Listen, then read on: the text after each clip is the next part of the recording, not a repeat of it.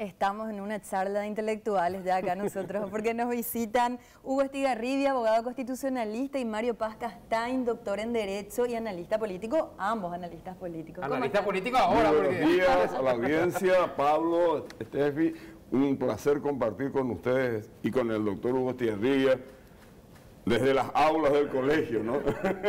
Hola, venimos teniendo una relación personal muy buena. Y bueno, y ahora compartir estos debates tan interesantes para aportar algo. Hugo, ¿fue tu profesor? Muy buenos días a la teleaudiencia, un placer estar aquí con ustedes. Sí, efectivamente, Mario fue profesor del colegio, no tuve la suerte que sea mi profesor, pero mi profesor era Carlucho Merzán y Ugi Merzán en cívica, y él estaba en la otra sección. En cívica, educación cívica, tercer curso del colegio. Bueno. Pero tengo muy buenas referencias de Mario como profesor, y con el tiempo en la escena política, y también hemos compartido espacios gremiales, así que realmente es una persona muy, muy capaz y que puede dar mucho a la política paraguaya en los años que vienen. Le damos la bienvenida al público que a partir de ahora nos ve y nos escucha a través de Facebook Live, porque cuando tenemos invitados interesantes, abrimos la transmisión también a través de la internet, en las cuentas de ABC, así que a través de Twitter, Facebook, todos pueden seguirnos, búsquenos ahí y van a tener el vínculo, y más tarde la entrevista va a estar cargada. Empezamos así. Y disculpándome porque no tengo ningún liberal, no nos da el espacio, invitaremos otro día. Pensé unirle a Eusebio Ramón Ayala para mantener el nivel, digo. Sí. Para mantener el debate. Ustedes no se hubiesen opuesto, ¿verdad? No, por supuesto, jamás. Bueno, pero no tenemos el espacio. No sé quién quiere empezar respondiéndome. Estamos en el final de una época y empezando otra, digamos, ¿hay cosas que van a cambiar en el sistema político? Yo creo que sí, yo creo que lo más importante es que por primera vez vamos a tener un político presidente, un político nato y un vicepresidente político nato en mucho tiempo. En toda lo que se llamó la transición democrática, si podemos así decirla, desde el 89 en adelante no hemos tenido un político que haya hecho carrera política que llegue a la presidencia. El caso de Nicanor es un caso particular, él hizo una carrera política rápida, ¿verdad? Viceministro de periodista, viceministro de culto, ministro de educación, presidente del partido, ministro de educación, 12 años de carrera política y presidente. Empieza aproximadamente en el año 89-90 y en el 2003 presidente. Federico Franco es un presidente por sucesión presidencial. Muy efímero. Sí. Y no pudo armar el gabinete ni un plan de gobierno, mucho menos en el escenario internacional que tenía, ¿verdad? Sí. Y el caso de Luis González Macchi también, un presidente por sucesión, ¿verdad? Si bien él estuvo 4 años en el poder, tampoco pudo armar, aparte hizo un gobierno de unidad nacional, que fue un experimento donde también estuvo Encuentro Nacional, Partido Liberal, sí, etcétera, ¿te acuerdas, caballero? Sí, entonces ningún político ha llegado como consecuencia de una carrera política a la presidencia. Todos fueron outsiders.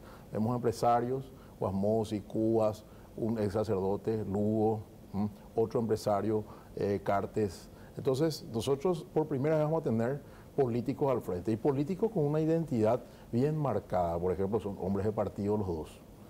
Y también muy vinculados a temas nacionales, porque la defensa de las instituciones que hizo Marito, por ejemplo, con el tema de la enmienda y toda la posición del bloque que le respondía él en el Senado, nos da la pauta de una línea institucional. Ahí sí hay una diferencia marcada. Si miramos en la historia, más aún antes, vemos que el partido militar, entre comillas, el que se adueñó de la política paraguaya, desde el coronel Franco en adelante. Sí, así mismo. Cuidado, con algunos atisbos civiles. Sí.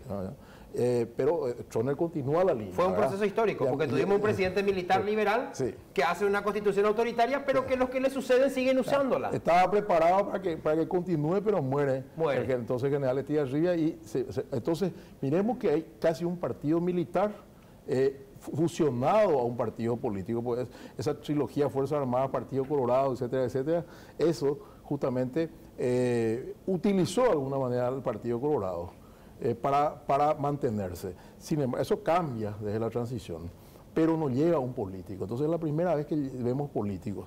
Por otro lado, el escenario está cambiado, ¿verdad?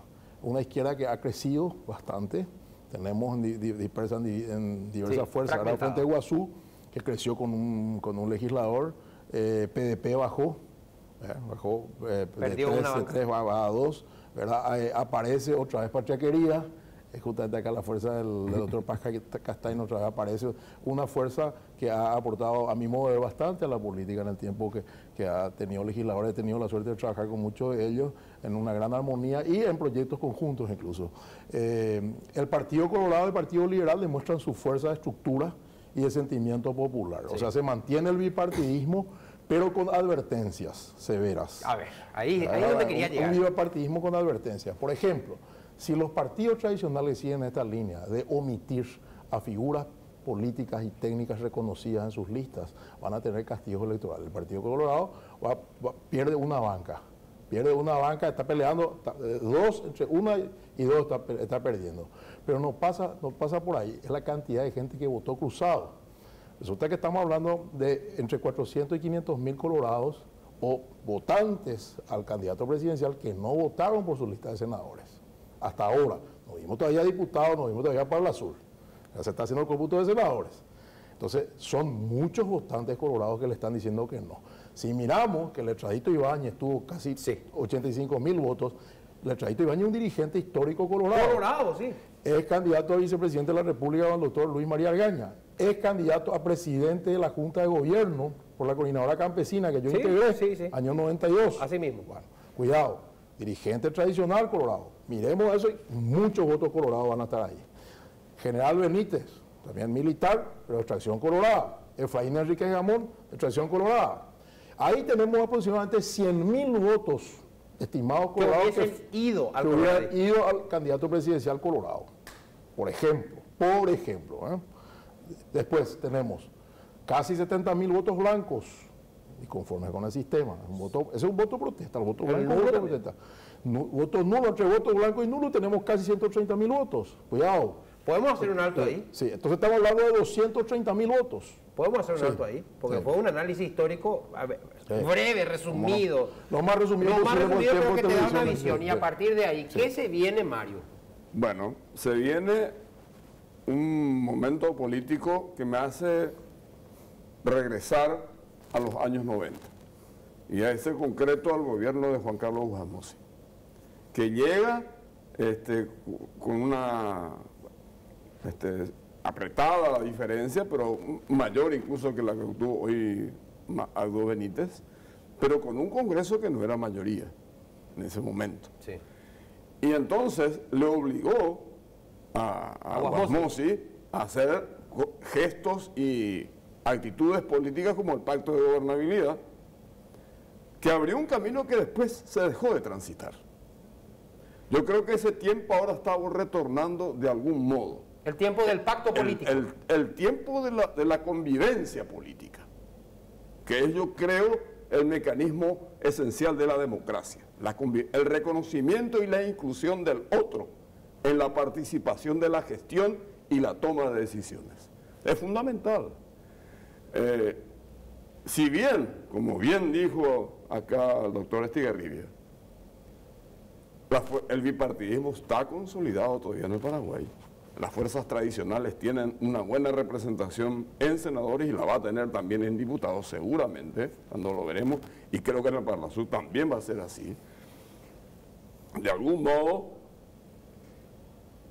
los márgenes que tiene los resultados electorales del domingo nos hablan de dos países, porque la diferencia fue 3,5 puntos, si bien señalaba también las otras candidaturas que fueron de extracción colorada, pero hoy ya no están.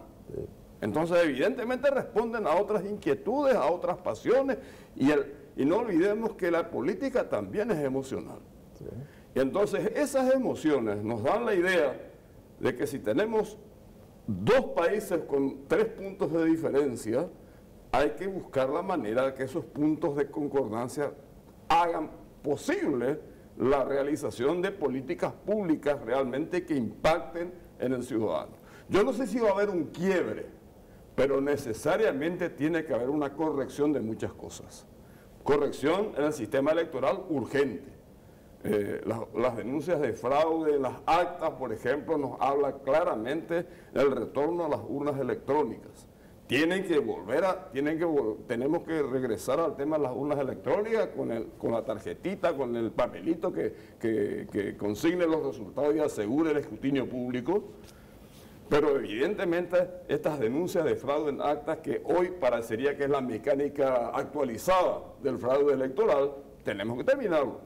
Además también tenemos que acabar con el tema de la designación de los miembros de mesa. Tendría que ser aleatoria y como carga pública. Son pequeños datos nomás, que son, además de las grandes reformas. Ayer, el que va a ser probablemente uno de los voceros del gobierno de Mario Abdo Benítez, el senador Vince, anunciaba la renuncia de los ministros, un gesto político importante, pero a la vez hay que medirlo hasta dónde puede ir y hasta dónde no puede ir si queremos ser realmente defensores de la República y de las instituciones. Yo estoy de acuerdo que esta Corte realmente ha hecho méritos, muchos méritos para irse.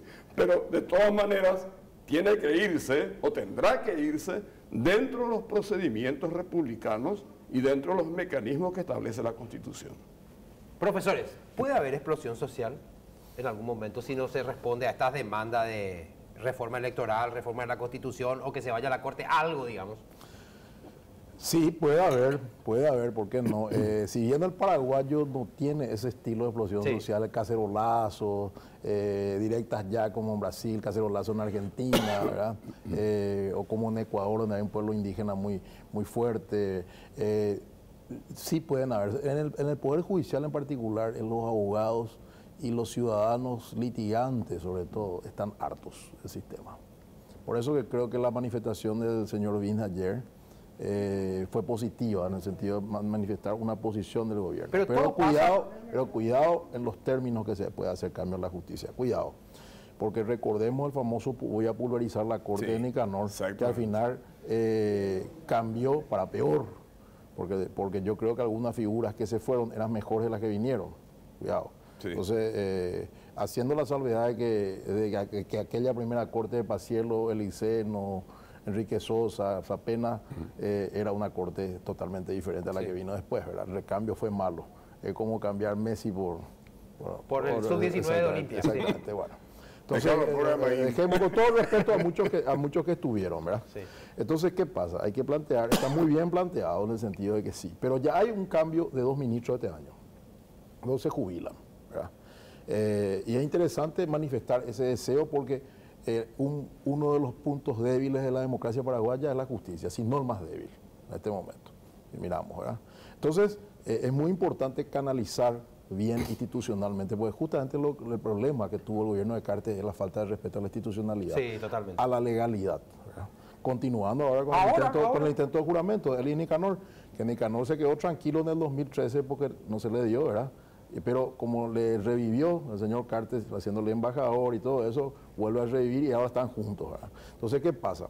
Eso, por ejemplo, es un punto que yo, siendo colorado, critico, porque el Partido Colorado tiene en su manifiesto partidario el cumplimiento de la Constitución. Es el único partido que tiene eso. ¿Puede el Senado negarse a tomar el juramento? Pregunto, porque ya hay una sentencia de corte. Bueno, ahí es muy interesante. ¿Los fallos deben acatarse? Sí deben acatarse. Pero cuando refieren a imponer a órganos colegiados, que tienen decisiones por mayoría, no, ahí está una discusión famosa que es el tema de las political questions, cuestiones políticas, que es un tema sobre el cual quiero presentar mi tesis doctoral y no me están dejando justamente los miembros de la corporación judicial que manejan los doctorados en una facultad. Ya sabe a quién me refiero y sabe el camarista que me refiero también. Muy bien, porque no me está dejando presentar sobre ese tema. Es un tema que hace a las decisiones de los órganos políticos, por ejemplo, dar acuerdo o no dar acuerdo para ministro de Corte, caso de Lovera Cañete, por ejemplo, ¿no? Linneo y Fram. Que no se les dio. Fueron a la justicia, no hubo resolución hasta ahora. Hasta ahora no hubo resolución. El caso del no juramento de Nicanor, la Corte le dio la razón a Nicanor, pero no obligó al Senado que jure. ¿Por qué? Se cuida muy bien. ¿Por qué? Porque está el artículo 3 de la Constitución. Independencia, equilibrio y recíproco control. Claro. ¿Hasta dónde puede un fallo de la Corte? Un fallo de la Corte puede obligarte a reponer a un funcionario. Muy bien. Pero un fallo de la Corte puede estar por encima de la decisión de la mayoría de los miembros de una Cámara. Esa es la discusión de la tesis justamente, ¿verdad? Entonces, en este caso, ¿qué pasa? rechaza una impugnación, pero puede obligarle al presidente del Senado, Fernando Lugo, a que convoque o no a 2 senadores que por la Constitución tienen que ser senadores vitalicios. No. Esto está en manos de Lugo, presidente saliente. ¿Y tiene esa Y atribución? él puede convocar o no. Y si ¿Tiene no, esa atribución? Tiene esa atribución y ya está, ya hay jurisprudencia. El senador Miguel Aldonza ayer en presidencia del Senado, en su momento, ha tomado resoluciones con respecto al caso. Renuncia a Rafael Filisola y situación de un presidente en funciones que había sido electo, que es Nicanor. Le convocó al siguiente titular. Hay precedente y ese precedente es válido. Cuidado. Entonces, otro detalle, la renuncia del señor Duarte Frutos a la senaduría vitalicia ha sido rechazada por el Senado de la Nación. Resolución firme y ejecutoriada, no impugnada por el señor Duarte Frutos. Para el país, el señor Duarte Frutos es senador vitalicio no juramentado. No solamente por la Constitución, sino por una resolución del Senado. ¿Quién toma la resolución de la investidura? El Senado. ¿Por qué? Porque el Senado es el que inviste a sus miembros. La justicia electoral te da el título de senador, ¿verdad? Si hiciste todo el proceso, te proclama y te da el título. ¿Quién te inviste? El cuerpo, el Senado. Por eso el juramento es fundamental. Entonces acá hay una cuestión muy importante, ¿verdad? Los fallos judiciales deben acatarse, por supuesto. Pero, ¿en qué casos podrían no acatarse? En este caso, cuando está por medio de la Constitución. Y aparte, ¿el fallo de la Corte le obliga al Congreso? No, no le obliga. Rechaza una impugnación, pero no le obliga al Congreso. Entonces, hay que leer muy bien. Por eso, algunos personajes muy falazmente dicen, hay que cumplir todos los fallos. Está bien, pero ¿qué dice el fallo? ¿El fallo obliga al acatamiento o no? Hay que leer bien el fallo, hay que interpretar bien el fallo y en consecuencia se debe aplicar. Entonces, acá hay cuestiones de fondo que hay que entender y el manejo del poder es muy importante. Por eso es importante lo que va a hacer Lugo. Lugo, si deja jurar o no a estos senadores y lo que vaya a pasar y las posiciones institucionales que se tengan. Particularmente a mí, por primera vez en 8 años que sostengo esta posición como Colorado, el primer líder político y el único que me dio la razón hasta ahora fue el electo presidente. El señor Mario Benítez dijo que tienen que ser senadores vitalicios hace 2 semanas.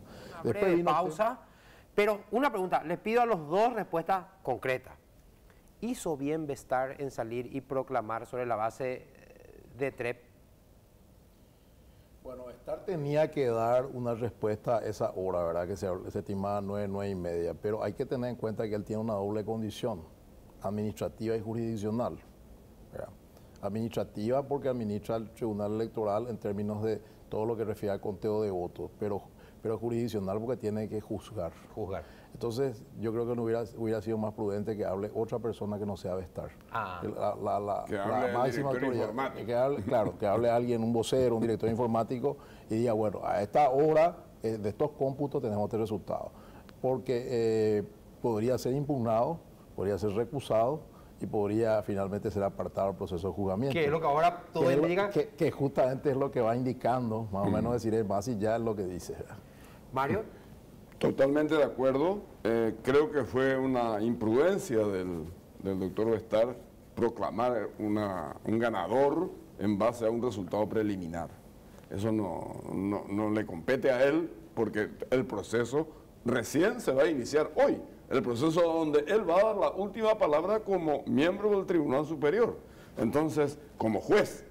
Entonces, evidentemente, esa función debió ser asumida por el director informático, por algún representante de esas áreas administrativas de la justicia electoral y dar la información correspondiente y la tendencia que se registra al 99% de la carga del TREP. Mira, se está enrareciendo el clima. Y te querría agregar algo más, para cerrar el punto que veníamos hablando de la investidura. ¿Quién, por el 201 de la Constitución, quién te saca la investidura? El Congreso, así es. La Cámara. La Cámara. Entonces, si la Cámara ya legalmente te inviste, te saca la investidura, quien te va a investir ya en la técnica y en la práctica constitucional es la propia Cámara. Entonces, no podés ingresar si no está definida la investidura por la toma de juramento que hace el presidente del Congreso convocando. Estamos hablando- Además, hay casos en Argentina, Perdón, por ejemplo. estamos, la y aclarar acá. al público porque estamos retomando la charla anterior. Sí. Estamos hablando del Lo quería dejar porque antes que se me vaya. juramento de Cartes a Fara y Nicanor. Sí. Es más, hay casos en Argentina, hay casos que han impedido, por ejemplo, a este Patti, comisario Patti, le han impedido integrar la Cámara de Diputados, creo, en su momento por su antecedente de violaciones a los derechos humanos, y acá el caso Nicanor. ¿verdad? Aunque le hayan votado, le Claro, impidieron. claro, porque la Cámara es autónoma. Y ahí está, claro, ahí está la vieja discusión. Pero si fue electo por el pueblo, bueno, pero está la Constitución, que también fue redactada a través de los representantes del pueblo. Esas son discusiones que polarizan a veces, pero Sí, está muy y claro. podrían- Aparte, eso es lo que te digo, justamente, lo que dice ahora el portavoz de Marito, dice, tenemos que modificar la justicia.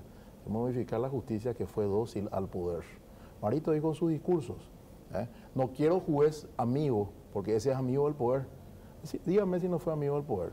Amigo en su momento de Nicanor, amigo de Lugo, amigo de Cartes, algunos actores del Poder Judicial clave. Y ahora sale este fallo. Entonces, de alguna manera, lo que está diciendo el candidato presidencial es coherente con lo que decimos, una justicia manipulada, torcida, con fallos también discutibles. Algunos fallos buenos, yo como abogado he tenido fallos muy buenos, por ejemplo, el caso de las cooperativas, yo soy abogado de la cooperativa, no digo porque salió bien, o salió a mi favor, digo que hay fallos buenos, pero son la excepción y deberían ser la regla. Bueno, para que no salgamos a las calles a matarnos entre los paraguayos por divisiones políticas, estamos divididos. Hay dos países. ¿Qué respuesta hay que darle como reforma política? ¿Qué es lo que debemos esperar en estos 5 años para que podamos avisorar que vamos a tener unas próximas elecciones tranquilas dentro de 5 años? Reforma política, judicial. ¿Qué reformas propones, Mario? En materia, ya te las adelanté, en materia electoral algunas, otras tienen claramente rango constitucional. Yo creo que hay una voluntad, por lo menos expresada por los candidatos y ahora por el presidente electo también, de ir a una convención nacional constituyente, pero yo sería prudente de cómo vamos a ir a una convención nacional constituyente.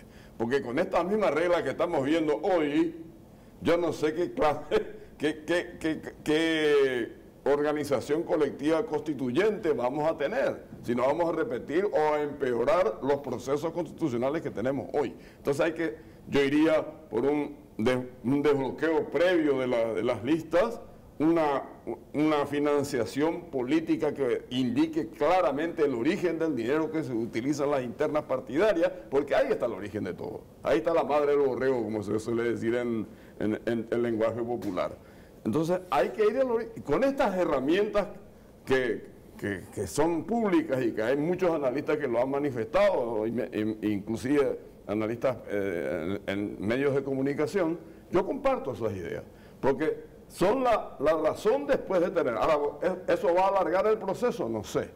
Pero si nos vamos con las mismas reglas que hoy se están denunciando, que se están criticando, yo creo que irnos a una convención nacional constituyente, que es el pacto que nos va a regir 25, 30 años a la vista por lo menos, como fue esta del 92, que no tiene muchas cosas que tocar, porque esa parte dogmática está perfecta. Yo creo que hay algunas cosas Eso dicen en cuanto ustedes, a la pero la reforma. izquierda no está de acuerdo. Eso dicen ustedes, pero la izquierda no está de acuerdo con la parte dogmática. Ustedes saben muy bien a qué me refiero. Bueno, Yo ya no me sé. voy a mover ahí, pero... Correcto, pero digamos que el orgánico, la reforma principal tiene que venir a la justicia. Yo estoy claramente para ir a un modelo distinto, incluso de designación de los ministros de corte, de la incorporación de los jueces, para otro sistema, modificar el sistema de la inamovilidad. Yo me querría ir a un sistema como el uruguayo, porque yo he visto que eso es, acá en este país ya está visto y recomprobado que los vitaliciados son peligrosos y son un nicho de malas costumbres políticas y administrativas. Entonces, tenemos que ir a otro sistema. Hay que debatirlo, hay que jugar con los proyectos y creo, y en la reforma política también. Esta elección del domingo, si tuviésemos el balotaje, era una clara segunda vuelta. Una diferencia de 3 puntos. Necesita una nueva confirmación para restablecer alianzas que le permitan al futuro gobernante tener la seguridad de por lo menos va a llevar al Congreso las políticas que él quiere. hay muchas cosas de qué hablar, ¿no? La verdad que el debate constitucional debe instalarse, porque una constitución es un pacto jurídico político, y no es decir vamos a reformar nomás la constitución como la panacea, la solución a todos los males. Cuidado, acá primero hay leyes muy importantes que están durmiendo o archivadas en el Senado. La ley de bloqueo es una. Hemos trabajado intensamente y hemos trabajado también con los legisladores de Pachaquería, ¿verdad? La ley de financiamiento político, la ley de cabildeo legislativo. Casualmente son 3 proyectos que yo en su momento había presentado de desbloqueo, conjuntamente hemos compartido con la gente de Pachaquería, ¿verdad? El proyecto. Entonces, son 3 proyectos claves. Cabildeo legislativo, ¿por qué? Porque el legislador hoy es preso de los sectores de los grupos de intereses. Hoy, con una cenita, con un almuerzo, un pequeño lobby, un viajecito, sectores en voluntad. Hay que legislar esa relación entre el legislador y el grupo de interés. Cuidado, porque eso influye en la redacción de las leyes. Y eso mucha gente no mira. Yo cuento que hoy es objeto de financiación de la cooperación americana este tema, la ley de cabildeo legislativo. Yo presenté un proyecto de ley con 42 artículos, está archivado en la Cámara de Senadores. Conseguimos salvar, porque ahí quería rechazar. Bueno, 3 proyectos que estoy hablando, casos testigos nomás, ¿verdad? Seguro agrícola, cuando hay problemas, ¿verdad? Varias cuestiones, ¿verdad? Porque hay que mirar también la cuestión económica de Paraguay, que es fundamental. Entonces hay muchas leyes pendientes. ¿Por qué no? Reforma constitucional, debatir. Reforma del Poder Judicial no es solamente reforma constitucional. Los códigos, demasiado poder al Ministerio Público. Hoy te archivan una causa. El Partido Colorado tenía una comisión de reforma del Poder Judicial, que me honré yo en coordinar, que hemos presentado todo un proyecto que fue aprobado en su momento, y se firmó un acuerdo con el Poder Legislativo, que tiene una comisión bicameral de reforma del Poder Judicial, que encabezaba el senador Peta. Ahí está todo lo que nosotros decimos que tiene que hacerse para reformar el Poder Judicial. Por ejemplo, impedir que ministros de la Corte ocupen cargos directivos en facultades, instituciones educativas. Se lo elige para ministro de Corte y termina siendo decano de la Facultad de Derecho. No, señor. Se lo eligió para ministro de Corte. Puede ejercer la docencia excepcionalmente en algunas cátedras y nada más. Se acabó. No se puede. Entonces ya distrae el 50% de su tiempo en eso. Reforma del Poder Judicial. Códigos. La Comisión Nacional de Codificación, que dependía del Ministerio de Justicia, hoy no existe. ¿Qué leyes emanan del Poder Ejecutivo?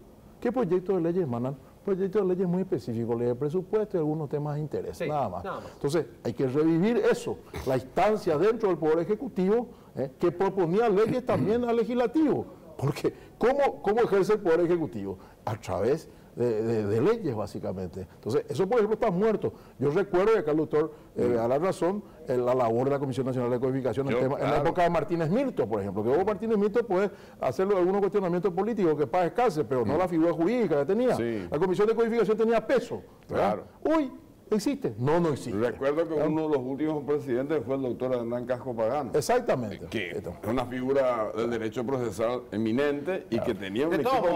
Porque yo recuerdo, ahí voy a hacer un poco el revivir los tiempos, las palabras del senador Evelio Fernández Arévalo, que me decía: hay cosas que no podemos tener la iniciativa nosotros, o sea, el Congreso. Claro. Hay cosas que tienen que venir del Poder Administrador, porque él conoce y sabe cómo funciona la administración.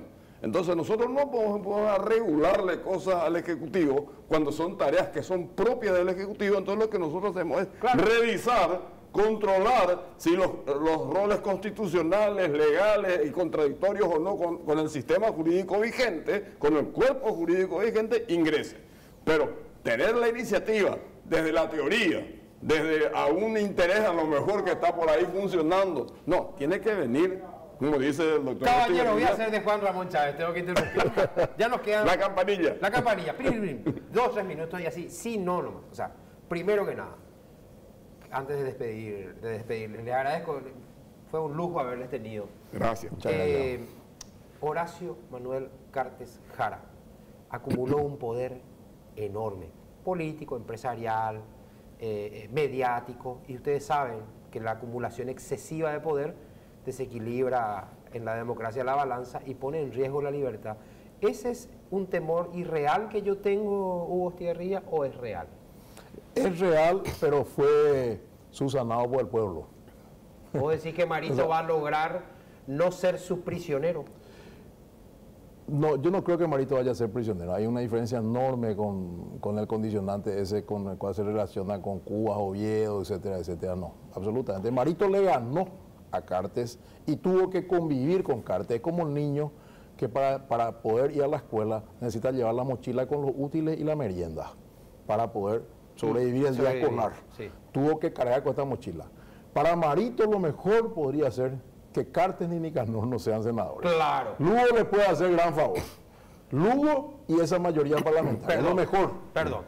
Mario Paz, ¿pensás que hay un peligro todavía con Cartes de hegemonizarse en el poder o es un temor La concentración irreal? política y económica es un peligro para la República. Empecemos por ahí.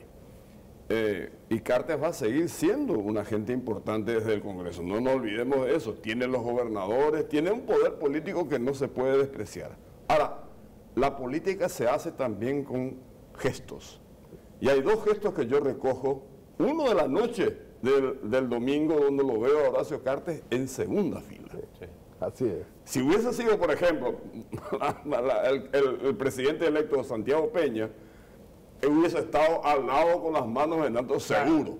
Ese gesto se vio y se lo vio un poco adusto al presidente de la República. Vos te quedás, vos ya no sos, ya fuiste. Y lo de ayer, lo de Vince, porque eso de la Corte tiene una connotación también política, fundamentalmente política, porque indica una separación a lo que se vino haciendo hasta el día domingo de esta semana. Ahora, tienen que resolver urgente esto de la aceptación del triunfo, que haya ya ganador. Creo que sí, me parece Urgente, que no corresponde a esta altura que Se Efraín sonríe, Aguirre no acepte vos no le ves la gravedad al asunto. No, realmente yo no creo que cambie el resultado. No va a cambiar el resultado. Pero evidentemente hay que escuchar todos los reclamos de todos los sectores en un también. proceso de juzgamiento electoral. Pero tiene que ser rápido esto, Hugo. Claro, por supuesto, tiene que terminarse rápido. La justicia electoral tiene que ser diligente y terminar, que tiene un prestigio la justicia electoral, tiene mucho de prestigio en lo que refiere a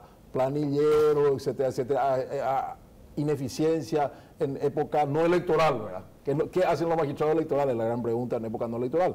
Pero en este momento tiene que culminar lo más rápido posible el proceso y con total transparencia. Y hay que escuchar los reclamos, si hay impugnaciones válidas, por supuesto. Cuidado, ¿qué está reclamando la senadora Masi también? Está peleando su segundo o tercer escaño. Sí. Entonces ella está en ese pequeño conteo, 10 votos, 20 votos, 50 votos, son importantes, pero yo no creo que la candidatura presidencial... No, eso no va a cambiar. Son más de 500 veces. Entonces, Más de 500 estamos hablando de veces. casi 100.000 votos. Sí, eso no va a cambiar. Entonces ahí sí es muy importante que se prevea todo y se termine. Se termine. Se termine también diputado y también para la sur. Porque obviamente que los partidos pequeños, los sectores pequeños van a pelear 10, 20 votos y los partidos grandes también por meter un escaño más. O sea, es una pelea natural que se da. Sí.